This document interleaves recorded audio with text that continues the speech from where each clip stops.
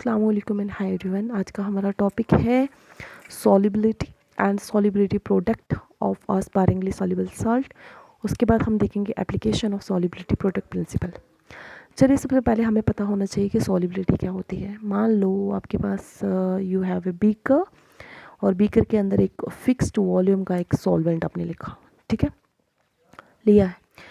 अब आप इसमें कोई एक सब्सटेंस ऐड कर रहे हो। वो सब्सटेंस आपका आयोनिक भी हो सकता है या कोई दूसरा भी हो सकता है, आयोनिक जो अपने आयंस में स्प्लिट करे, ठीक है। अब सॉल्युबिलिटी क्या है, जो आपने सब्सटेंस डाला ना उसकी कितनी अमाउंट सॉल्युबल हुई एक स्टैंडर्ड सॉल्यूशन बनाने के लिए एक स्पेसिफाइड टेम्परेचर पर, और इस फिक्स्ड जो आपने वॉल्यूम लिया है सॉल्वेंट में, इसमें इसी को मतलब एक स्पेसिफाइड टेम्परेचर और एक फिक्स्ड वॉल्यूम ऑफ सॉल्वेंट के अंदर वो एक जो सब्सटेंस आपने लिया है उसका कितना अमाउंट सॉल्युबल हुआ एक सैचुरेटेड सॉल्यूशन बनाने के लिए, इसी को बोला जाता है सॉल्युबिलिटी। अब जो सॉल्युबिलिटी है ये चेंज होती है सब्सटेंस की नेचर के साथ, कि नेचर कैसी है, ठीक है, सॉल्वेंट कैसा है, टेम्परेचर कितना है, प्रेजेंस ऑफ कॉमन आयन, ठीक है, कॉमन आयन ने आपको पढ़ाया हुआ है, उसकी प्रेजेंस से भी ये सॉल्युबिलिटी चेंज होती है। अब जो स्पारिंगली सॉल्युबल सब्सटेंस है, स्पारिंगली का मतलब होता है जो मतलब कम सॉल्युबल हो, थोड़े बहुत सॉल्युबल हो, उनकी लो सॉल्युबिलिटी होती है वाटर के अंदर।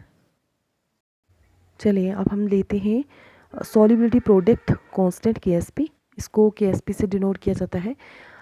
देखो, जो डिफरेंट सॉल्ट होते हैं ना वो डिज़ोल्व करते हैं डिफरेंट एक्सटेंट के साथ एक सॉल्वेंट के अंदर। मतलब हर किसी की अपनी अपनी एक हद होती है किस हद तक वो डिज़ोल्व होता है। जनरली जो वाटर के अंदर कुछ सॉल्ट्स जो होते हैं उनकी वो हाईली सॉल्युबल होते हैं, जबकि जो दूसरे होते हैं वो कम मात्रा में डिज़ोल्व होते हैं। एट द सेम टाइम जो सॉल्ट होते हैं, लेकिन PbSO4, लेड सल्फेट, ठीक है, BaSO4 एक्सेट्रा जो है ये स्लाइटली सॉल्युबल है वाटर के अंदर। अब एक प्रॉब्लम अराइज होती है कि हम कैसे कंपेयर करें रिलेटिव सॉल्युबिलिटीज़ सॉल्ट्स की। अब ये किसकी मदद से किया जाता है, कांस्टेंट की, with the help of A, this is done with the help of a constant, और वो कांस्टेंट, उस कांस्टेंट को बोला जाता है सॉल्युबिलिटी प्रोडक्ट कांस्टेंट KSP। तो अब हम इस बात पे पहुँचे कि सॉल्युबिलिटी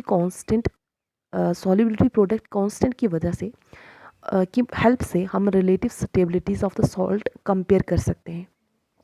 चलो हम फाइंड करते हैं KSP क्या है, आप याद रखिएगा, सॉल्युबिलिटी प्रोडक्ट कांस्टेंट किसका। अब हम फाइंड करते हैं KSP वैल्यू सिल्वर क्लोराइड के लिए, AgCl के लिए, जो एक स्पारिंगली सॉल्युबल साल्ट है।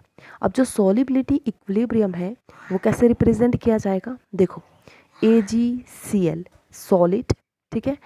अब ये किस में स्प्लिट करेगा, Ag positive aqueous plus Cl negative aqueous, और ये इक्विलिब्रियम जो इक्विलिब्रियम को रिप्रेजेंट किया है, ठीक है। ऐसे इक्विलिब्रियम को रिप्रेजेंट करते हैं ना ये ऐसे एरो से, ठीक है। अब क्या बना, AgCl जो स्पारिंगली सॉल्युबल है, मतलब बहुत कम जो है, कम मात्रा में ये इसके आयंस बनेंगे। चलो अब मैं दोबारा से एक बार रिएक्शन लिख देती हूँ यहाँ पर।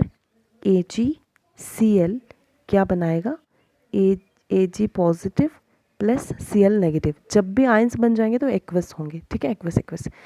अब ये सॉलिड था, ठीक है, ये एक्वियस और ये भी एक्वियस, मतलब पानी है, एक्वियस का मतलब पानी के साथ है। अब bye applying law of chemical equilibrium क्या है, किसका रेशो है, प्रोडक्ट बाय रिएक्टेंट, ये लेंगे हम।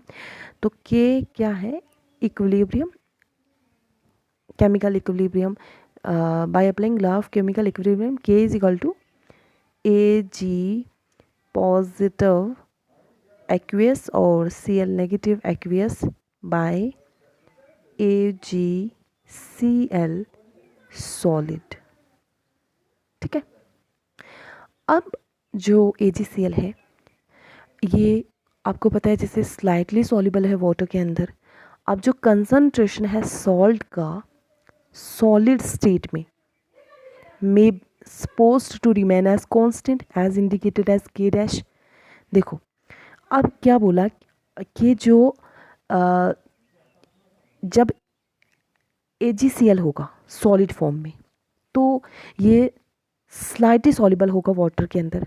जो कंसंट्रेशन होगा ना इस साल्ट का, मतलब AgCl का सॉलिड फॉर्म में, इसको सपोज किया जाता है, ऐसा माना जाता है कि ये कांस्टेंट है, और इस कांस्टेंट है और इंडिकेट किया जाता है के डैश से। यहाँ तक समझ आई?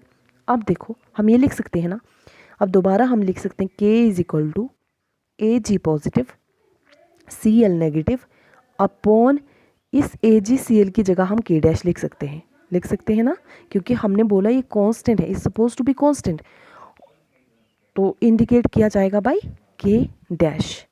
ठीक है, अब हम ये लिख सकते हैं ना के और के इज इक्वल टू के इंटू के डैश, ये वाला, और इससे एक बार मैं दोबारा से रब करके यहाँ लिखती हूँ।